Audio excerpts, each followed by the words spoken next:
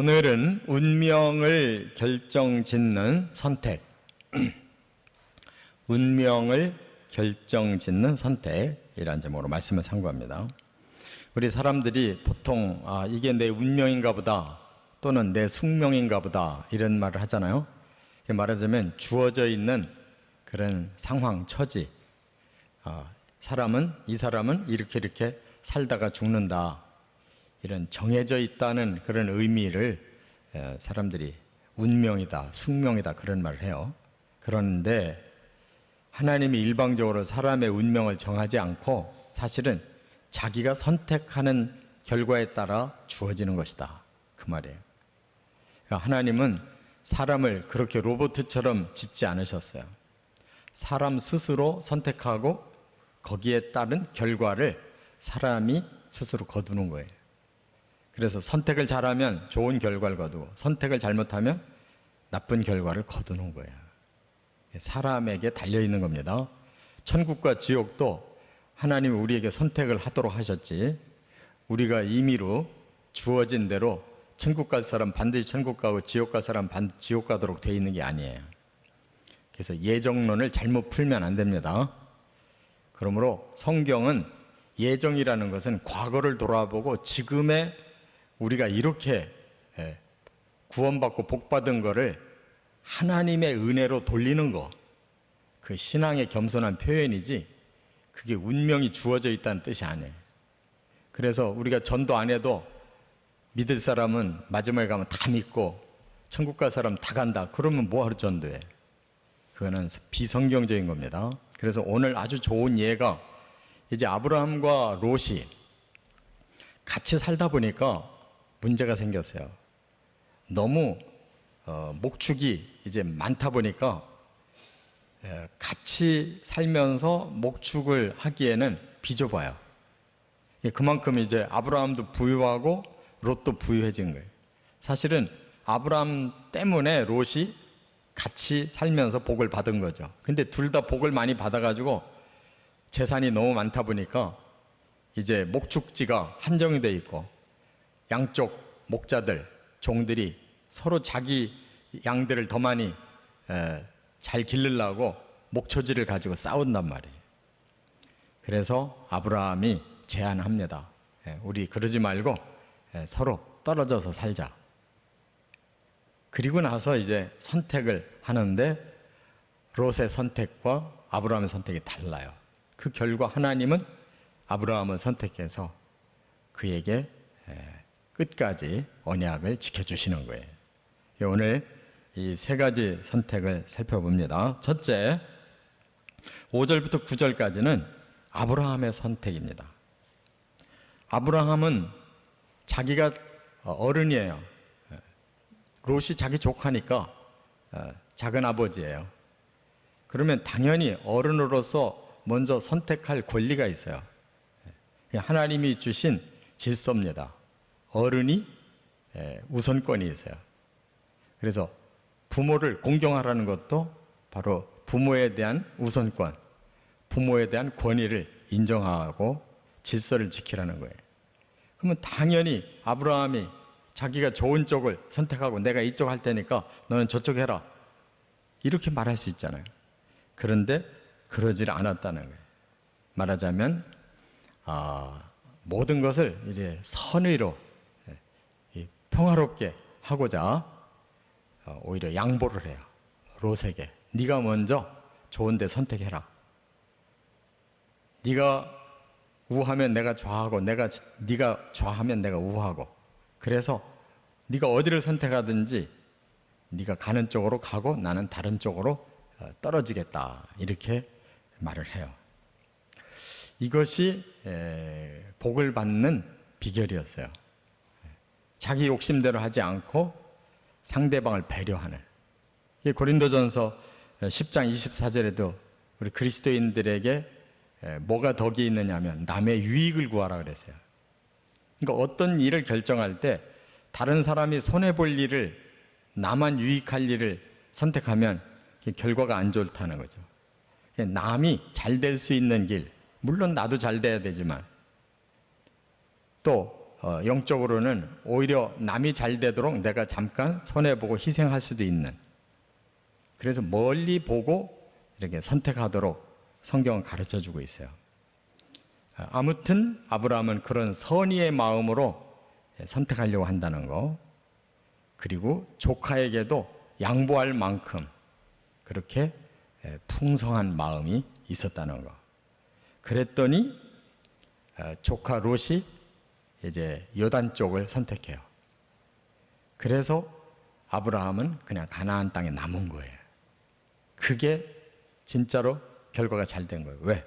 하나님이 가나안 땅을 본래 목표로 아브라함을 여기까지 데리고 온 거예요. 그런데 요단이 요단 쪽으로 떠나는 바람에 아브라함은 이제 떨어져 나간 롯과는 이제 거리가 있는 그 가나안 땅에 그대로 머물 수가 있었어요. 이와 같이 사람은 선의를 가지고 선택을 해야 되고, 또 하나님이 원하시는 방향으로 선택을 하는 것, 이것이 결과적으로 자기 운명을 좋은 방향으로 이끌어준다 하는 것입니다. 두 번째, 10절부터 13절까지 보면 롯의 선택입니다. 그래서 한마디로 아주 육적인 선택을 했어요. 롯이 작은아버지가 양보를 해서 말하면 자기도 양보를 해야죠. 아닙니다. 제가 먼저 선택한다는 것은 이건 도리가 아닙니다. 작은아버지가 먼저 선택하십시오. 이래야 맞지. 작은아버지가 양보해 줬다고 해서 입 싹 닦고 자기가 선택해 버린다는 것은 예의가 아니에요. 이게 이 사람은 상당히 육적으로 치우쳐져 있어요. 말하자면 욕심에 사로잡혀 있는 거예요. 그래서 둘러보니까 저 요단 쪽, 소돔 쪽이 그의 눈에 확 들어오는데, 여기 보니까 뭐라고 그랬어요? 여기 이제 10절부터 나오는데, 요단 지역을 바라본 즉 소알까지 온 땅에 물이 넉넉하니 이랬어요. 그러니까 농사든 목축이든 물이 많은 곳이 좋은 곳이거든요. 거기다가 여호와의 동산 같고 애굽 땅과 같았더라. 그러니까 굉장히 발전된 곳이에요. 여호와의 동산 같다. 그러니까 얼마나 그쪽이 풍요로운 땅인지. 또 자기들이 애굽에 가가지고 돈 많이 벌어서 왔잖아요. 그러니까 거기처럼 그리고 뭔가가 굉장히 발전하고 그냥 화려하고 좋은 거예요. 소돔이 그 당시에 굉장히 발전한 성이에요. 그러니까 여러 가지로 육적인 조건으로 볼 때 다 좋은 거예요. 그래서 롯이 그쪽을 딱 선택했어요. 근데 문제는 뭐냐? 이 13절에 보니까 소돔은 여호와 앞에 악하며 큰 죄인이었더라 그랬어요. 그쪽 사람들이 다 타락했다는 거예요. 물질적으로는 풍요로운데 문제는 사람들이 전부 타락해가지고 하나님 앞에 악하다, 큰 죄인이다라는 말은 이거는 벌받을 곳이라는 거예요. 앞으로 하나님이 참고 참다가 이제 그게 달하면 벌 줄 곳이에요. 그래서 이 다음에 롯이 결국 거기서 유황불에 멸망당할 위기를 겪게 되잖아요. 아브라함의 중보기도 때문에 그 사람이 딸 둘하고 몸뚱아리만 살아났잖아요. 그 많은 재산 다 쏟아 거기서 불타버린 거예요. 그러니까 이 롯은 결국 선택 잘못했다는 거죠. 육적인 선택을 했더니 그게 잠시는 좋았는데 완전히 거기에다가 쓸어 넣어버렸어요. 자기 목숨하고 두 딸 목숨만 건져서 살아났어요. 그것도 아브라함 덕택에. 잘못 선택했어요. 영적인 선택을 해야 되는 거예요, 사람은. 육적인 선택을 하면 얼마 못 가서 망해요. 영적인 선택을 하면 천국까지 이르는, 영원히 사는 거예요. 할렐루야. 끝으로 그리고 참 여기에서 소돔 사람은 한 이 소돔이라는 단어가 오늘날에 어떤 단어로 쓰냐면 동성연애, 이 남색이라는 말을 쓰는데 거기에 영어로 소도미라고 그래요. 소도미. 여기서 나온 말이에요. 그러니까 그 지역 사람들이 얼마나 타락했냐면 성이 최악의 상태로 타락했어요. 동성애. 그래서 천사들이 거기를 방문했을 때 우리가 관계를 해야 되겠으니까 끌어내라. 천사들을 끌어내래요. 그러니까 그만큼 이 사람들이 완전히 아주 변태적인 사람들이 된 거예요. 그냥 너무 쾌락을 추구하다 보니까 정상적인 쾌락 가지고는 성이 안 차서 별의별 변태짓을 다 하는 거예요. 그런 사람들이 사는 곳을 롯은 좋다고 간 겁니다. 끝으로 세 번째 14절부터 18절까지 보면 하나님의 선택이에요. 자, 하나님은 아브라함에게 나타나셔서 다시 한번 언약을 주셔요. 재언약을 하셨어요. 뭐라고? 여기 14절에 보니까 롯이 아브라함을 떠난 후에 여호와께서 아브라함에게 이르시되 너는 눈을 들어 너 있는 곳에서 북쪽과 남쪽 그리고 동쪽과 서쪽을 바라보라. 보이는 땅을 내가 너와 네 자손에게 주리니 영원히 이르리라. 그가 있던 그 가나안 땅이 오히려 장차 복을 받을 땅이에요. 아브라함에게 본래 약속했던 땅이 거기에. 아브라함은 거기에 머무른 거예요. 그랬더니 너와 네 자손에게 영원히 줄 땅이고 또 네 자손을 이 뒤에 뭐라고 그래요? 티끌같이 많게 주리라 그랬어요. 티끌을 셀 수 없잖아요. 그렇게 너의 자손을 많이 주겠다 그랬어요. 바로 아브라함은 그 언약을 그대로 그 땅에 머물므로써 다시 확약받았어요.